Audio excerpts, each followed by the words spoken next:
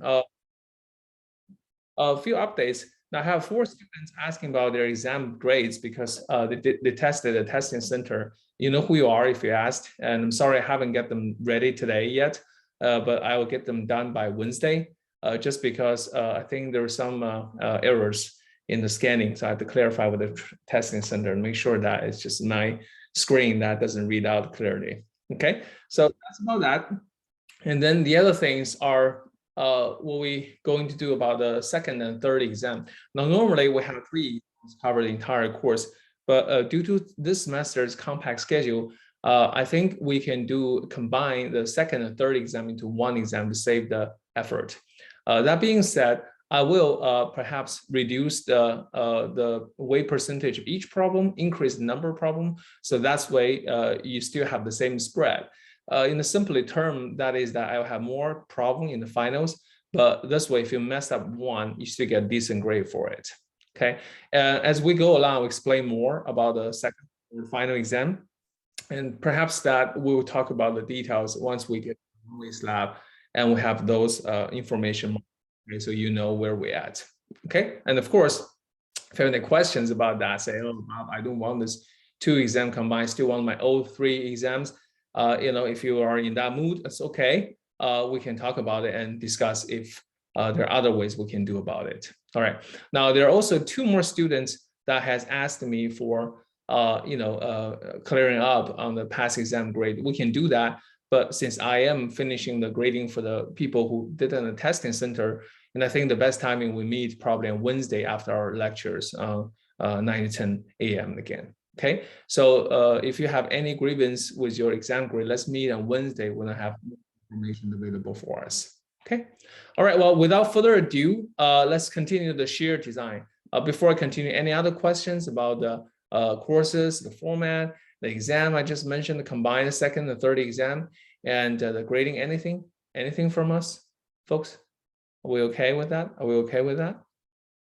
All right. Okay. Well, if you have more questions, don't worry. Don't feel hesitated. Just send me email and we can set a meeting and discuss about it. Okay. But today I like very much to go through the shear design, right? Shear design. So now, first of all, let's take a look at what we have done before, right? So first of all, let me write this title down here. And today we're going to talk about shear design lecture. And this is actually 13 or 14, but let me use 12 since that's the title here. And lecture 12. Design for shear, okay, design for shear. And you say, well, we have done design for shear, right? So what's so different about today's lecture? Today's lecture is design for shear with varying spacing, S between the stirrups. Okay, so that is what we're going to talk about today. Okay, so example number one,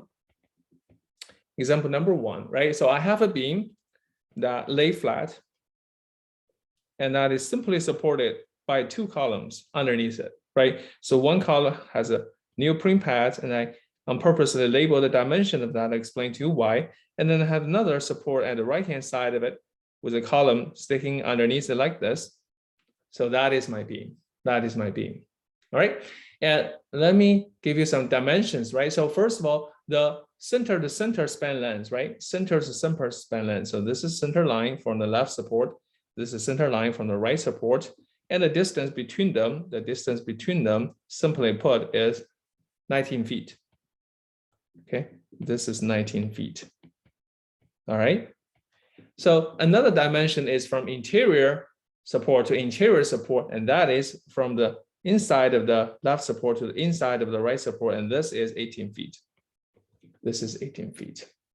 Okay, and then you know that the column have a width of 12 inch. That means that half of the column has a width of 6 inch. Okay, so this is the geometry we're working with, right? And now on top of it, to simplify our process, I say that the beam was subjected to a uniform distributed load, okay? And this uniform distributed is a line load against a line load. And this line load gave us a number of omega u. Okay, omega u equal to 9 kips per linear foot. Now, what does the word mean u, right? The subscript u means that it is combined loading from the dead load and live load. You know that's factored already, right? So to calculate them separately, they're together. So the total load applied to the beam is a uniform load, uniform load. All right, so given this geometry, and we also know that the beam, that this black side view of the beam actually is not a nice rectangular beam, okay? So if you see it, the beam, let me just do a zoom in so you see it. It's a beam, cross-section wise, it looks like this, it's a T-beam. Okay, it's a T-beam. A little bit complicated, right? A little bit complicated. And we know that there's some flexural reinforcement underneath it, flexural reinforcement underneath it, at the bottom section of it. And we also know that depth of the section DS equal to 24 inch. Depth of the beam is 24 inch. And trust me, we'll make a use out of this 24 inch. So that is everything we need to know about this problem. Everything we need to know about this problem. Okay, Sean and Drew, I just have to mute you. For the sake of the echoes. Don't worry, for the sake of echoes I'm getting from your side. Okay, so if you have questions, just voice. Now that is everything we need for the geometry, right? But still, before you do anything, right, I want to remind you that, right, what we have learned last time is that there are critical sections. There are critical sections in the beam, right? So there are two critical sections, matter of fact, for this uniformly distributed load beam, uniformly distributed load beam. Now these two critical sections, one at edge of the support, one at edge of the support, and the other at a distance d away from the support, distance d, ds to be precise, away from the support. And on top of that, we all know that there's a 45-degree angle of a crack here, diagonal crack, just like that, 45-degree diagonal crack, just like that. And we call this critical section S1 and critical section as CS2. Okay, so these are the two critical sections. So naturally, we will be designing for these two critical sections. We will be designing for these two critical sections. Okay, but with that information, first thing coming to your head, it should not be the design, right? The first thing come to your head should be the shear diagram, right? So how the shear distribute? How does the shear distribute along the beam? That is the priority here. So take a look, right? So what it looks like, that I have a simply supported beam that's just like that, and the symbolized straight line here like this, since it is uniformly distributed. So I have a shear diagram just like this. Okay, symmetric or asymmetric if you want to flip the side of it. So that is diagonal, sorry, that is a triangular shape, right? Triangular shape. But keep in mind that this line here is the center line of the support, and this line here is the center line of support. Okay, so we said that there are two critical sections, right? Two critical sections. So let's just label them, right? So the first critical section is 6 inches away from the center support. So you go from the center line of the support and to 6 inches, and then you arrive at a line intersection here, and this is so-called VU. Okay, VU. And let's be precise, because it is on the surface, right? Because it's on the surface of the support, right? The face of the support. And I don't want to keep confusing you with CS1, CS2. That sounds like a game, video game, right? So don't do that. So let's just call it VU face. VU face. And simply put, this is the shear force at the edge of the support, at the surface of the column, Okay. All right. So that is the surface critical shear force, right? But before you go on, right, you also know that we also say that there's a second critical section, right? So the critical section is at distance ds away from the face of the support. So that means you go with another 24 inches right here. And my drawing is a little bit out of proportion, but you can get a drift. So this is the second critical load. You need to remember VU critical. Okay, so pretty much VU face and VU critical are the shear force you will be used for design purpose. Now, to complete this diagram, don't forget the maximum shear on the left, the maximum shear VU max, maximum shear on the left. Okay, and let me just help you understand it, right? So max shear on the left, how do you calculate that, right? So imagine this is from the center to center, this is 19 feet. Is that right? And we're talking about half span here. So this is half span. So this is what? 19 divided by 2, 19 divided by 2, so 19 over 2 feet. Okay, and I understand that we're trying to find the maximum shear force, so I need to find the total force because the reaction, which is the half of the total force, should equal to V max, right? So before I start doing anything, let me just do design and start doing the calculations, right? So design, and the first step is to find the VU max. Okay, and from the diagram, from the shear diagram, we know that VU max should be equal to half of omega U multiplied by the span length. And omega U, it is 9 kips per linear foot. And the span length is 19 foot. So together, I have 85.5 kips of shear force. And that is VU max. That is VU max. So you can write down here. So AU VU max is 85.5 kips. All right. Now that's the first one, right? So how about VU phase, right? So VU phase, right? I have to use the trigonometry, right? I have to use the trigonometry. What trigonometry? Well, I look at this triangle, right? So I look at this triangle, I say, look, here is my triangle. Here's my triangle. And when I have VU max, this corresponds to 85.5 kips, fine. I have VU phase, this corresponds to some number, we don't know, right? But the distance that corresponding to these two numbers are such that this right here is 19 feet divided by 2. Remember, that is the half span length.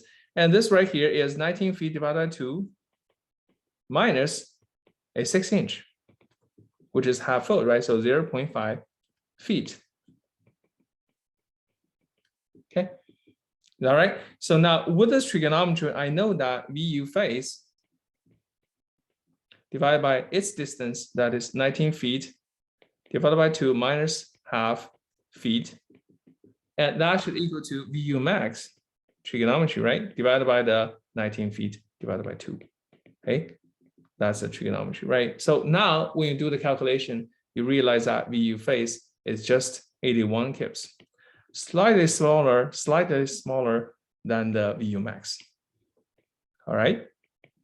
So there you go. That's the shear force for the first critical section. I'm just going to label here. This is 81 kips, excuse me. Okay. All right. With that, let's move on forward, right? So C, VU critical. And when I say VU critical, it's literally the shear force that is 24 inches away from that VU phase, right? So this value here, using the same trigonometry, right? So VU critical divided by its distance, so 19 feet, divided by 2. I don't have to draw the drawings, right? Well, let me just draw that in case, right? Minus half and minus 2 feet. Where that 2 feet coming from? Well, you look at a triangle, right? You look at a triangle, right? So this is VU max, and this is VU phase,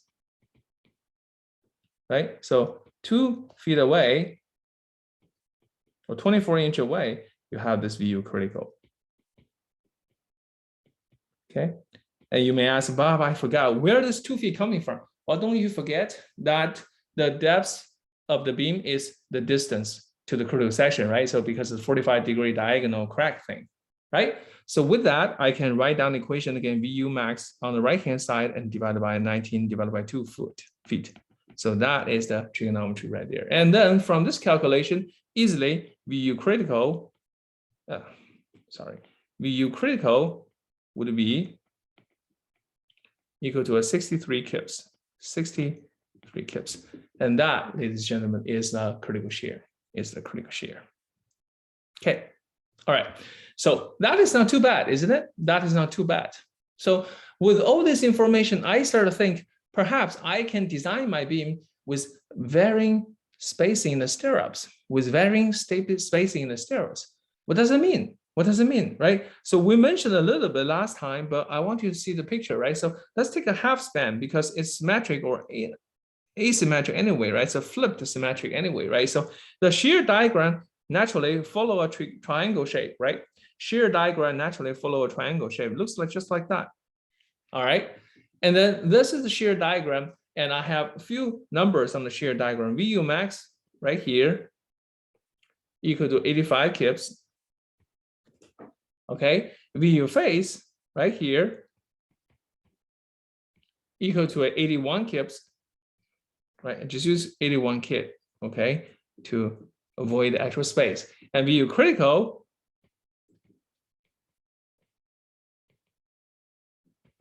equal to a 63 kips.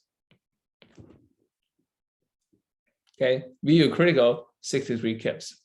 All right, and then I have everything covered. I have everything covered. But along this line here, I also want to draw the shear resistance curve. So if this is shear diagram, this is shear diagram blue color. You can see that, right? Crisp blue color. And then I want to draw my shear resistance diagram. What is shear resistance? Shear resistance is the step diagram we showed last time, representing the contribution of the varying spacing, Now, if we do that, I start to label a few numbers, right? First number here would be in the column. Remember in the table we had before last lectures, there are 4 categories. One criterion is the VBC divided by 2, remember? And that should be the least or the lowest number I should refer to, right? So that is my first resistance curve, first block of the resistance curve. Okay, and along the way, I also have to have another point here that is VVC naturally, right? Because that divides the first and the second category of the table right there. So that is VVC. And apart from that, I also need to have other things, right? What other things? For example, 4 times of square root. So right here, I think we'll show that later, but let's just say that 4 times of square root lambda square root f prime c b w d. So 4 times of, where is it? 4 square root f prime c b w d. And then somewhere, hopefully that extending along the line bigger than the VU max, but we don't know yet, right? 8 times square root f prime c b w, hopefully, right? But this number has to be somewhere along this line, okay? But let's just say that since I have VU face, VU critical, compare these 2 numbers. And I know that VU face is bigger than VU critical. So I am going to use this number. I'm going to use this number and do a design. Okay. I'm going to use this number to do a design. And that gives me the resistance block that like this. Okay. Because now I can combine zones, right? I can combine zones.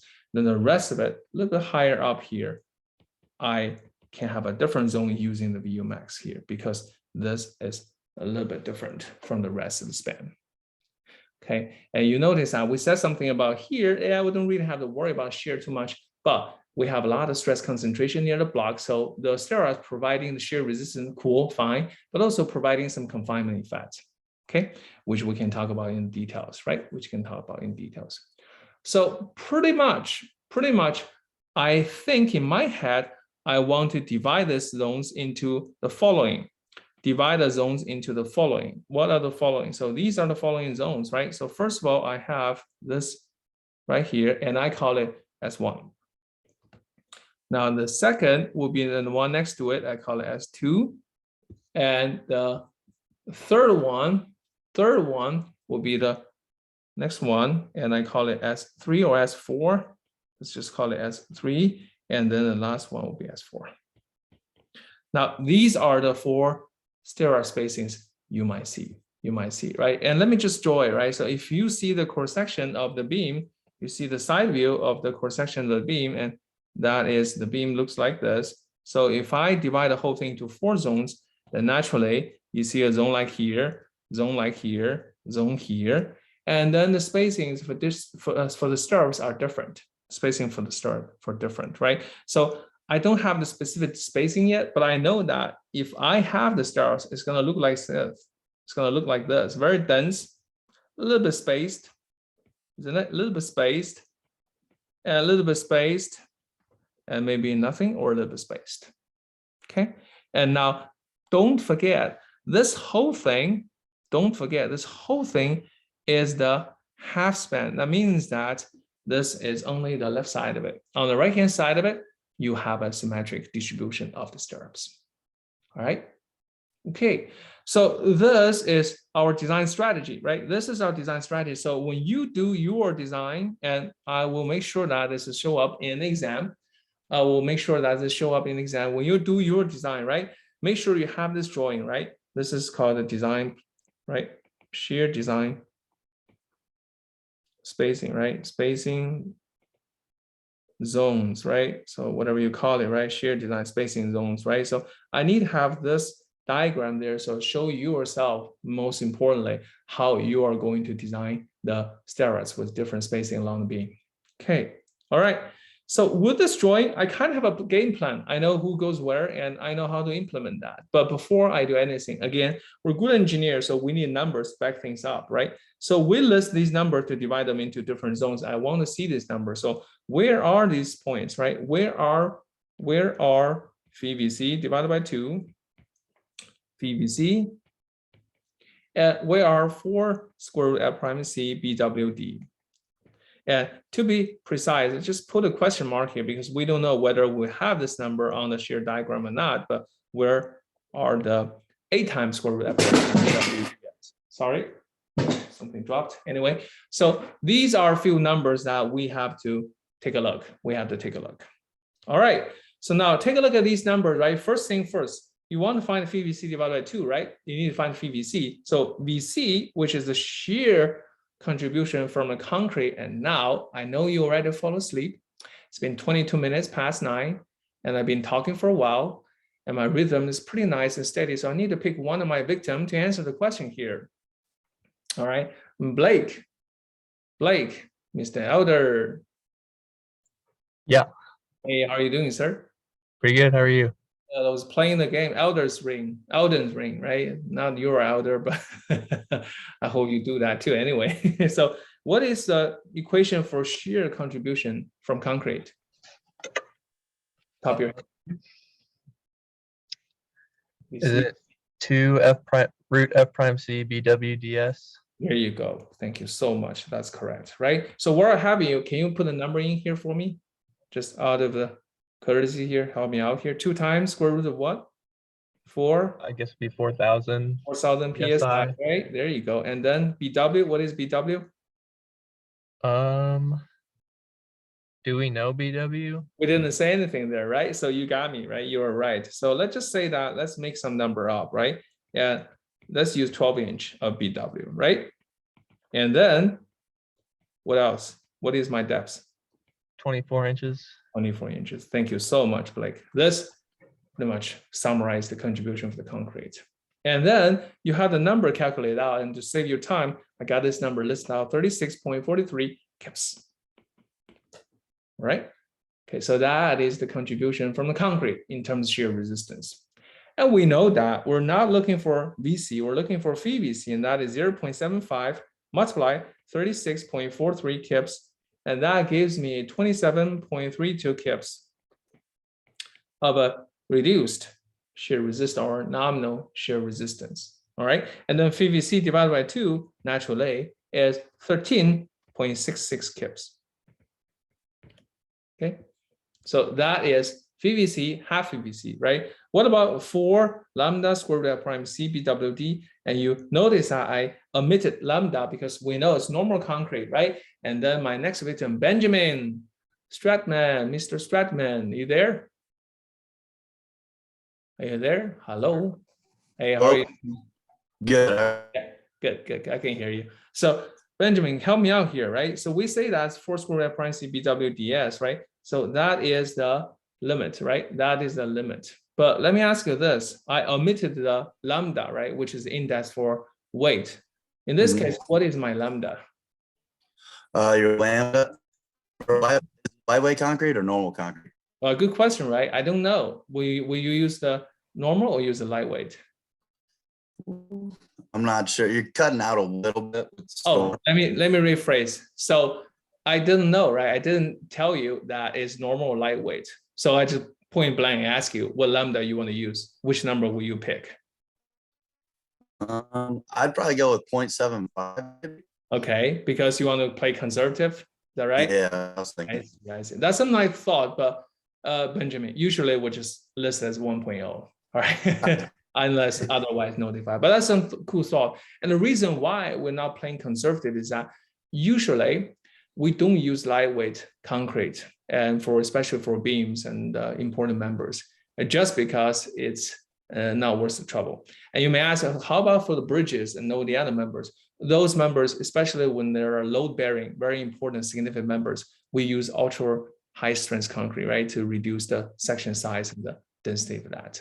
Okay, but good call, Benjamin. It's good thoughts, right? So, but remember, when we don't specify, when we don't say that, usually assume lambda equal to 1.0. All right.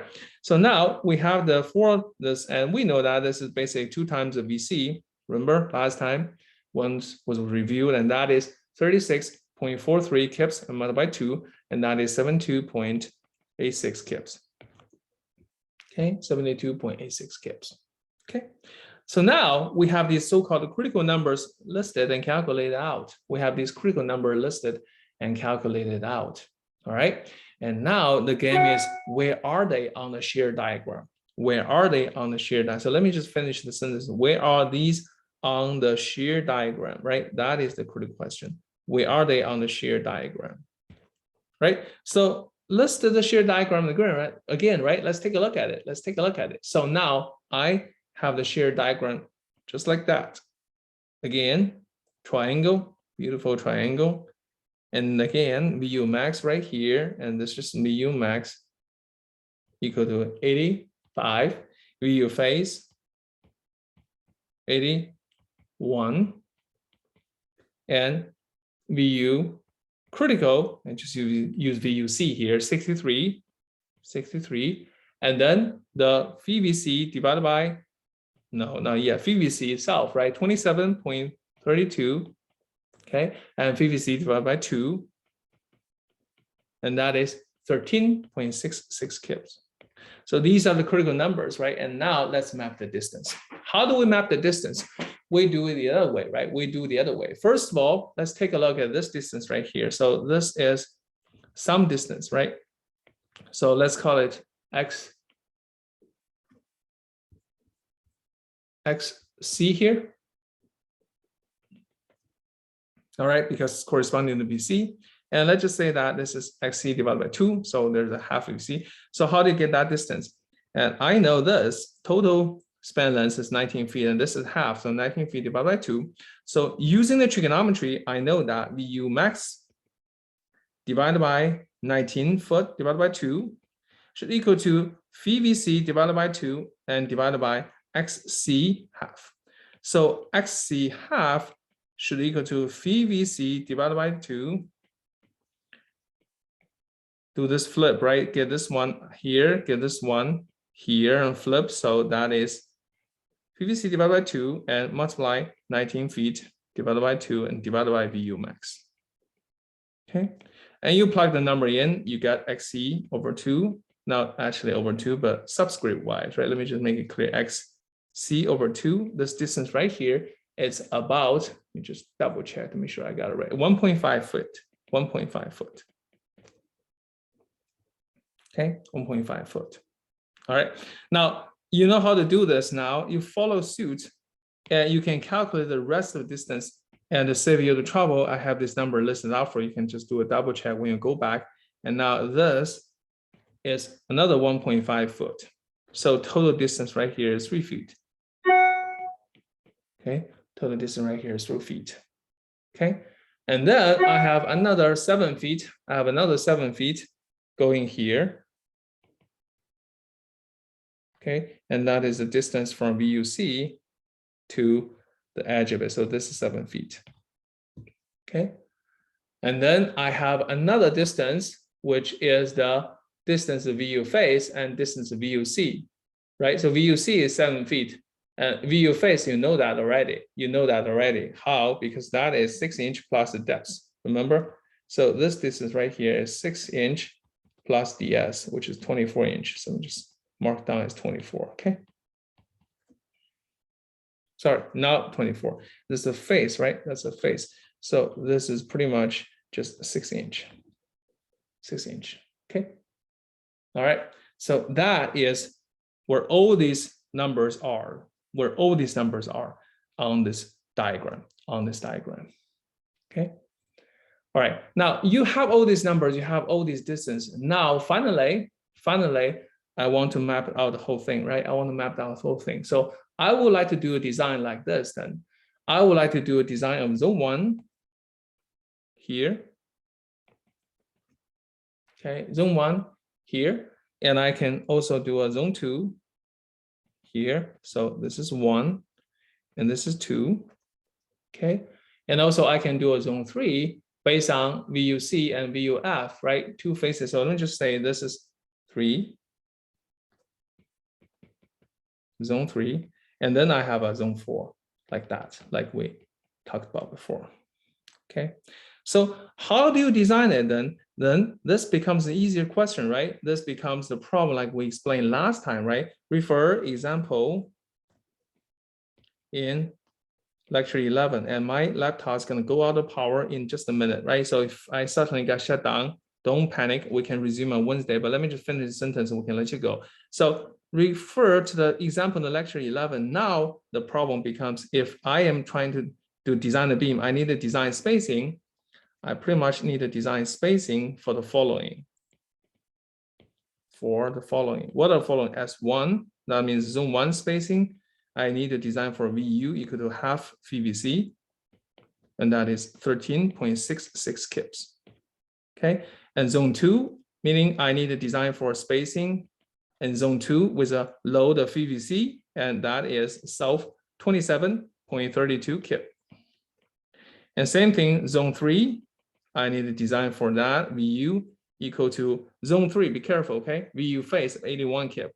I don't do 63 kips again because this one is bigger than 63, so 81 dominance, okay? So this is VU face, 2 critical sections, I picked the bigger one, okay? And that is 81 kip. And don't forget, I still have the end of it, which is S4, that is correspond to a VU of 85 kips. Okay.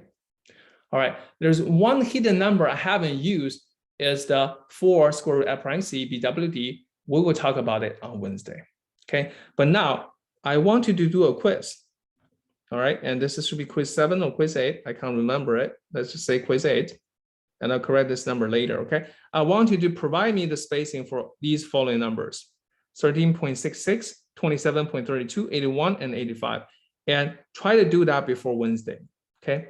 And for this quiz, again, it will be a text input. Just don't bother upload the whole thing. I just need a number for these spacings. And so I know you did it. And Wednesday we'll meet together and we'll check if your number is correct or wrong. Okay. All right. So this is a short lecture today because my laptop is going to go out of power. Apologize, I was traveling yesterday. But other than that, we're done today and we'll pick it up on Wednesday morning. Okay. And Blake, can you stay behind a little bit? Yep. All right. Okay. Rest of the guys, I see you on Wednesday. And don't forget to bring your exam. If you have any questions and grievance, we can talk about it on Wednesday after class as well. Okay. Thank you very much and see you then. Bye. Oh, Dr. Wu, Dr. Wu. Yeah. Here. Can you please, I don't think these are uploaded. These lectures are uploaded on Yeah. Canvas. I was traveling yesterday. Haven't got time to do that. I'll do that. Okay. Okay. Great. Thank you. Bye. No problem. Thank you for reminding me.